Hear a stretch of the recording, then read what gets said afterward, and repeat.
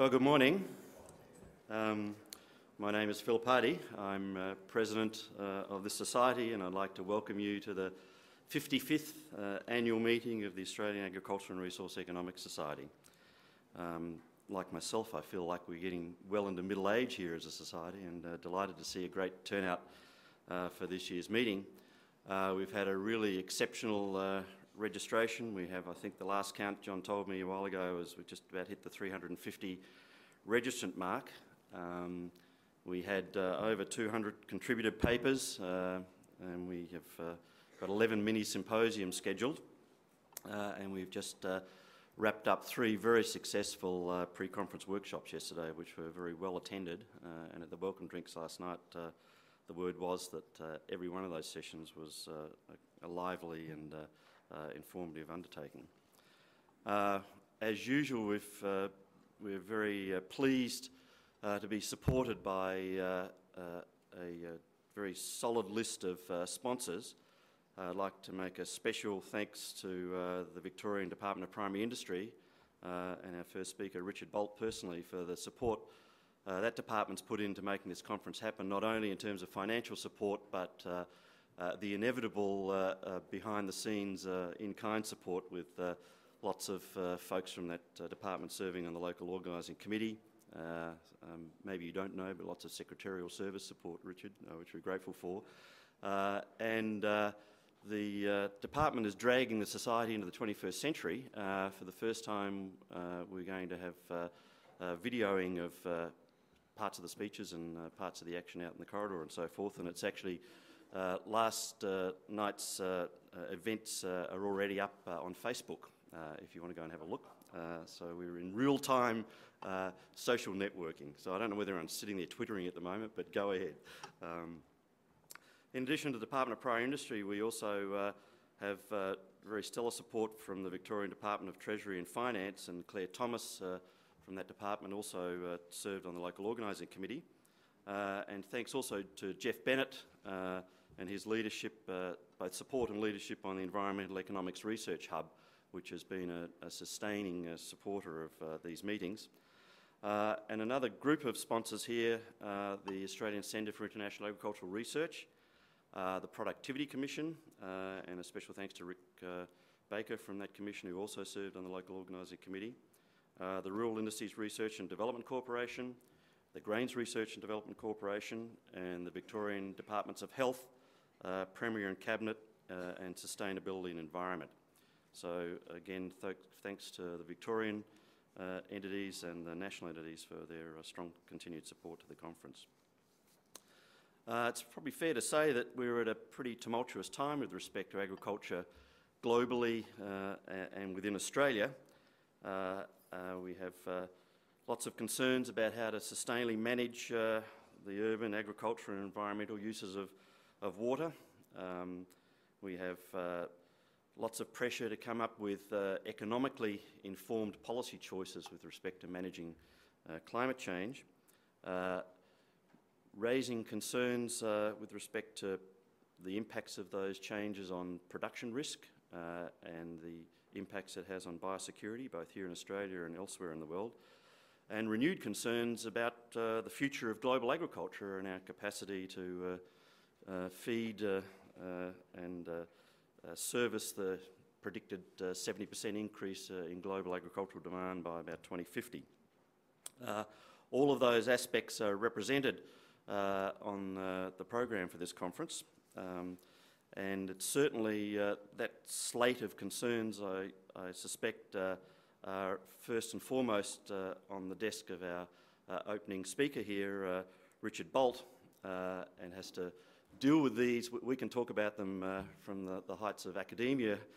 Richard probably has to deal with them on a day-to-day basis with the realities of both the politics and the policy decisions that implement choices regarding those pressures on agriculture. So it's with pleasure that I welcome Richard as our opening speaker today. Richard is a fellow crow-eater, although indicated that he feels like he's moved around enough that he doesn't quite feel at home, and I share that sensibility with respect to my South Australian roots. He joined the Department of Primary Industry in November of 2006, He also represents Victoria on the Primary Industry Standing Committee, and he's chair of the Animal Welfare and Product Integrity Task Force of that committee, as well as has served on the Commonwealth Energy Minister's High-Level Consultative Committee for the Energy White Paper that came out. So a big spectrum of interests and concerns that Richard has to deal with. And his opening remarks today are going to be how hopefully we can rise to the challenge of helping him deal with those issues. So thank you very much, Richard.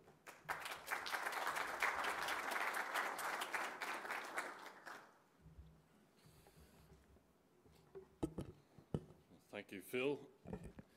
And it's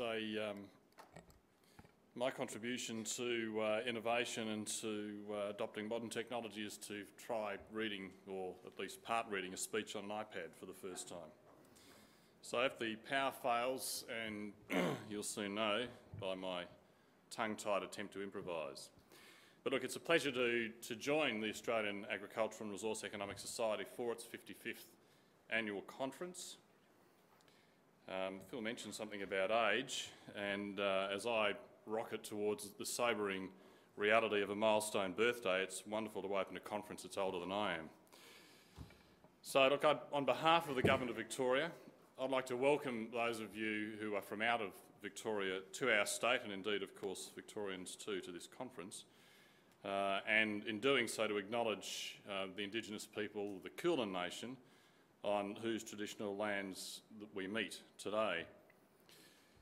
I don't want to over-infect this introduction and this welcome and opening with personal reflections, but I should make the confession, apropos of being a crow eater, that I have enough association with my my own, if you like, native roots to support the Adelaide Crows. I don't know if you can actually confess a similar crime, Phil.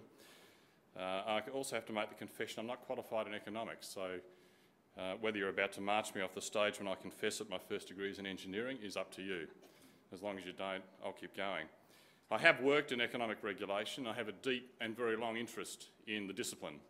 And indeed, while one does not get to choose necessarily where in the pantheon of departments, if that's the right expression, you land as secretary, my first preference would have been the one that I got, because agricultural and resource economics and the policy domains, I guess, that they inform are really my first and abiding interest in the various things that state governments do. So a fascination with economics and as one of the most important lenses through which to look at policy challenges and investment propositions and the like. My own perspective on the world is that the more lenses that you look at a problem through, the more robust and durable the solution you provide or you come to. And in that vein, I've been, it's fair to say, inspired, I guess, and fascinated by the clarity of insight that economics can provide to policy decisions on matters such as regulation, market design and public investment.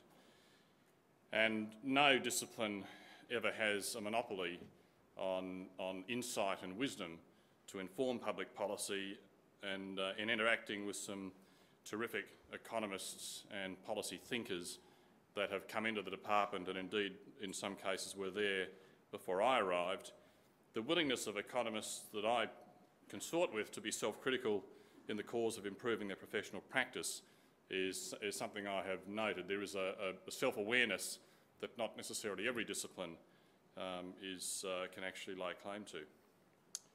Now, the topic is, to the extent that it's beyond simply welcoming and opening, the topic I'm here to do is to lay down some challenges. I hope to contribute something to your thinking through this conference. Before I do that, some reflections on the Society's history and work are in order, and I'm grateful to my Deputy Secretary and member of the Organising Committee, indeed Deputy Chair, I think, of the Organising Committee, Deborah Peterson, and some other staff within the department for an outline of this history, which actually makes for quite impressive reading. So, as I understand it, the Society's main vehicles for discussing and communicating ideas are at these conferences, symposia, the journal and an online publication called Connections. And through those various media, obviously connections more latterly, apparently in 1970, obviously 41 years ago, Professor Alan Lloyd gave the presidential address to the 14th annual conference here in Melbourne, not necessarily in this facility, of course, and attacked economic illiteracy and the McEwen doctrine of market protection, which would have had a far greater sway, naturally, on public policy at the time and helped shift policy from protection all round. He was also, I understand, the intellectual force or an intellectual force behind dairy industry reform in the early 1990s, which was a major reform to agriculture, certainly in this state being the dominant dairy producer of the country, and led to the removal of assistance and deregulation of marketing, and the benefits of that are pretty evident now. In 1976, Professor Bob Gregory showed how a resources boom could produce the so-called Dutch disease. I blanch a little at the Dutch disease. I have Dutch roots amongst my many different forms of root, if you follow me. And indeed, when I read Dutch disease, I also think that it takes me straight to Dutch elm disease, which is the biosecurity part of my department, but I shouldn't get distracted. In this case, Dutch disease, as you would know better than I, is the term relating to the impact of mining as it outcompetes other industries for resources, raises exchange rates and produces something of a two-speed effect within the economy. In 1983, Professor John Freeburn showed how certain drought subsidies undermined efficiency and equity and helped shift the policy focus to carefully designed welfare measures, which is now a mainstream position, adopted with a fair deal of impetus by the Government of Victoria, by the Primary Industries Ministerial Council, in support of our federal colleagues for whom this reform, I think, has been a long-held objective. I think that the sophistication with which economic analysis has filtered into policy thinking and has eventually captured political support and has turned up even in social analyses of the impact of drought assistance is a very heartening sign, I guess, or indication that the work of the society and its members and the profession at large has had a real and serious impact on policy over the years. Professor Julian Alston, well known to my department, but also well known generally for analysis of agricultural markets and policy, and indeed with Phil Pardey, the chair of this session, has co-authored, as I understand it, many books and papers, and many of them tested at this conference. So, if you take the view, which is pretty clear from history, that we've made substantial progress in Australia in microeconomic reform, the contributions of this profession, this society, and its illustrious members has been significant. We certainly, as a result of those reforms, have quite efficient, flexible and responsive industries. Always more to do, but certainly much to be proud of. Similarly, in the farm sector, productivity, competitiveness and sustainability are in evidence. And indeed, I spoke to 3 very diverse farmers in the wake of the floods in central Victoria recently, and what was quite striking about their businesses was the level of innovation and that they were showing, the ambition in their investment, and it really was quite humbling to see how people are managing the extraordinary exigencies as well as market environment with basically their own resources and those of their families, their spouses, and competing and showing a willingness to bounce back and adapt to the new circumstances. I think that was evidence of the policy context in which they operate, as well as, of course, their own personal attributes. We have one of the world's most successful energy markets, further to the theme of success in micro-reform, something that I've had a long association with. There is further to go, always further to go, but certainly we rate very well in world terms, where energy market reform has often been stop and start and sometimes crisis-driven or crisis-causing, as in California. We have leading natural resource management, though again, a lot further to go, and probably the biggest challenges where you think Murray-Darling Basin